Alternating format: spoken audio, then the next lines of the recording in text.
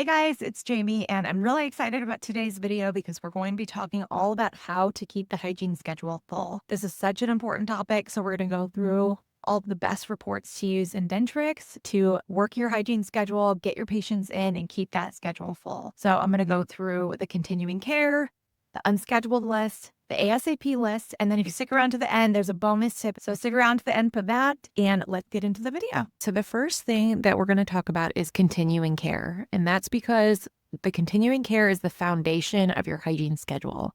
This is what tracks everything in Dentrix to be able to pull reports to see when your patients are due, who's overdue, and all of that. So I have an entire video on how to set up your continuing care. So I'll leave a link for that if that's what you're looking for. But now we're going to talk about running continuing care reports.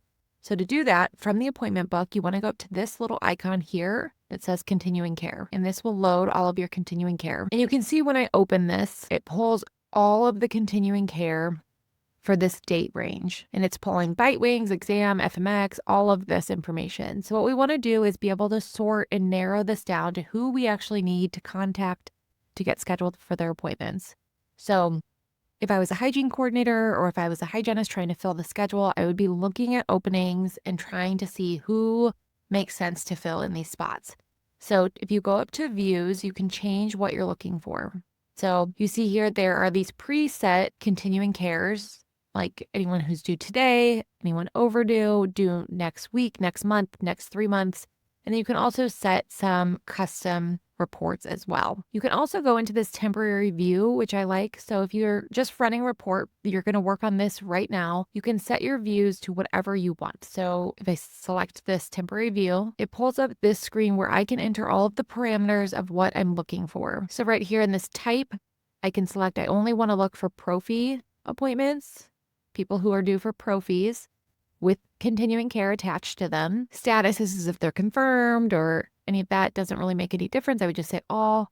And then scheduled appointment would say only without. So we only want to contact people that don't already have an appointment scheduled. And then over here in the date range, so you can select a specific date range. So we can go this month. So this is going to pull a report for any pro-fees that do not have an appointment that are due within this date range. Now you can get really specific in all of this and their billing types and providers, but really what we want to know is who is due for their appointments in this time frame.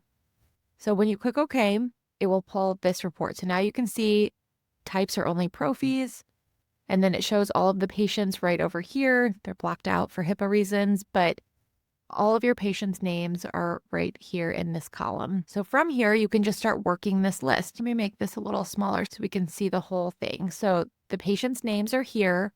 And then right over on this last column is their phone numbers. So from here, you can just start working this list. You can call these patients to try to get them scheduled for their appointments. So I would call them and say, hey, you were due for your appointment on this date.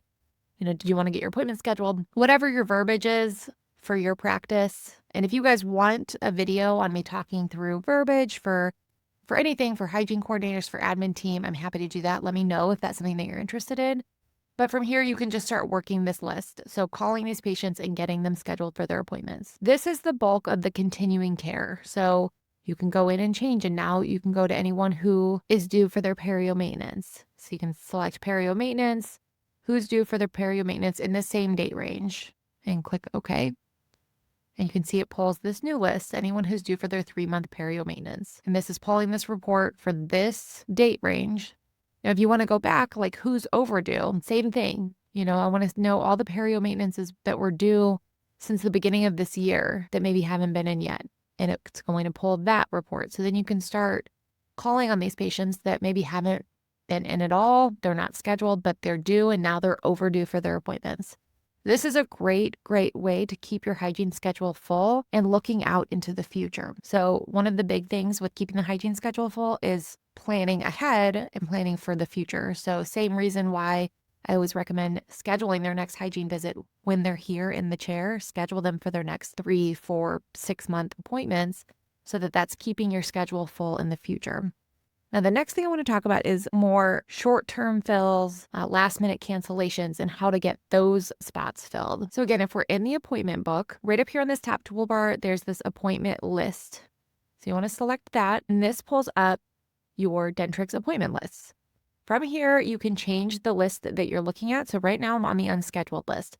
The unscheduled list is a great place to find appointments that need to be scheduled. So in my video last week, we talked about how to add patients to the unscheduled list when we break appointments and the differences between breaking and canceling appointment and what reports those go on when you do that. If you haven't seen that, I'll leave a link for that. That's really helpful for knowing how to get your appointments on these lists, on the unscheduled list, so that you know that you can track them and follow up with these patients later. But in this unscheduled list, you can see the patient's name, their phone numbers over here. I have it hidden. But again, you can just start working this list. You can see what their appointment is for. And if you double click on this, it opens this appointment. So this is an appointment that was actually already created and was either canceled or they broke the appointment and they haven't rescheduled it. These are people that you definitely want to be following up with to get them rescheduled for their appointments. So once you call them, you can just double click on the appointment. It pulls this appointment back up and you can just put in the new date and time, or you can pinboard this and it will put it back on your schedule on the pinboard where you can drag it into the appointment slot that you filled. This is a really great list to be working because these are patients that already have had interest in coming in, and for whatever reason, their appointment was canceled, they couldn't make it. And so these are people you want to be actively following up with. So this is the second big list that you want to be really paying attention to as a hygiene coordinator. And these are great for last minute cancellations or looking out a couple weeks into the future to see, what openings do we have next week or in the next 2 weeks. Let's try to get these people back on the schedule. Now, the third list I want to talk about is the ASAP list. Now, I do have another video on the ASAP list, how to add patients to it, and best practices for using it, because this is a great list for all of those last minute cancellations. Somebody cancels today for their afternoon appointment, and we want to try to get that filled. So right up here at the top where we can select a list, you can drop this down to the ASAP list. And this list will show me any patients that are currently on the ASAP list that have an appointment within this date range. So this patient already has an appointment. It's on the 18th, so we're looking at next week, but they're on the ASAP list, meaning that they want to get in sooner if possible. So these are great people to call and say, hey, we had an opening come up earlier in the week. Do you want to come in this afternoon? Great opportunity to get your schedule filled same day. Now, to get patients on the ASAP list, and I talk about this in my other video, but when you're in a patient's appointment, right here in the middle where it says schedule, you can change this. Normally it's set to fixed.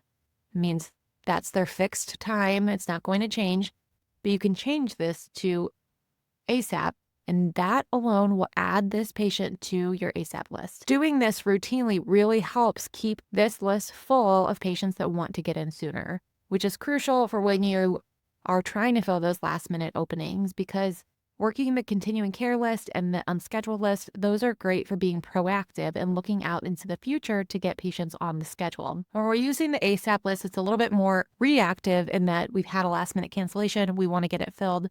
And it's great when we have several patients that we can reach out to try to fill that spot. Now, the last thing that I want to talk about is a little bonus for automating this entire process and making this so much easier on you. And it's a tool that I love to use. It's called MaxAssist. Now, MaxAssist has tons of features that you can use that are going to help with so many aspects of your practice. But one of the biggest things, especially when it comes to the admin team and keeping the schedule full, and for hygiene coordinators specifically, is their Max AI, which uses, they call it actionable intelligence, but it uses AI features to help organize your workflow. So it's going to take all of this information, and Dentrix gives you so many great reports and things that you can use. But what Max AI does is it helps automate that process and gives you tasks that are the next thing that you need to complete to keep your schedule full. So this is something that's just integrated within Dentrix that gives you so much information on who's due, what's coming up next, openings that need to be filled, and just makes the entire process so much easier. So if you want to get a full demo on MaxAssist, I'll leave a link in the description below. I highly recommend at least checking out the demo to see if it's something that your practice would benefit from. I think almost every practice would.